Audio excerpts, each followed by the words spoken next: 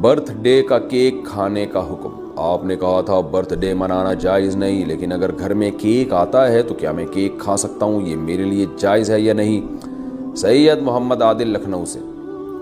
دیکھیں، کیک چونکہ بذات خود ایک حلال چیز ہے تو کیک حرام نہیں ہو جاتا۔ اصل میں برتھ ڈے میں کسی کے ساتھ شرکت آپ کرتے ہیں تو ایک بری رسم کی تائید کرتے ہیں، اس کا گناہ ہوگا۔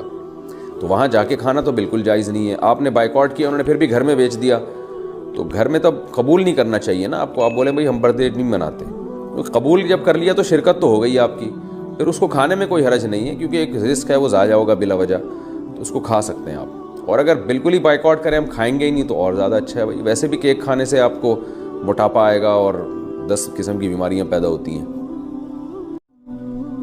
برتھ ڈے کا کیک کھانے کا حکم۔ آپ نے کہا تھا برتھ ڈے منانا جائز نہیں، لیکن اگر گھر میں کیک آتا ہے تو کیا میں کیک کھا سکتا ہوں؟ یہ میرے لیے جائز ہے یا نہیں؟ سید محمد عادل لکھنؤ سے۔ دیکھیں، کیک چونکہ بذات خود ایک حلال چیز ہے تو کیک حرام نہیں ہو جاتا۔ اصل میں برتھ ڈے میں کسی کے ساتھ شرکت آپ کرتے ہیں تو ایک بری رسم کی تائید کرتے ہیں، اس کا گناہ ہوگا۔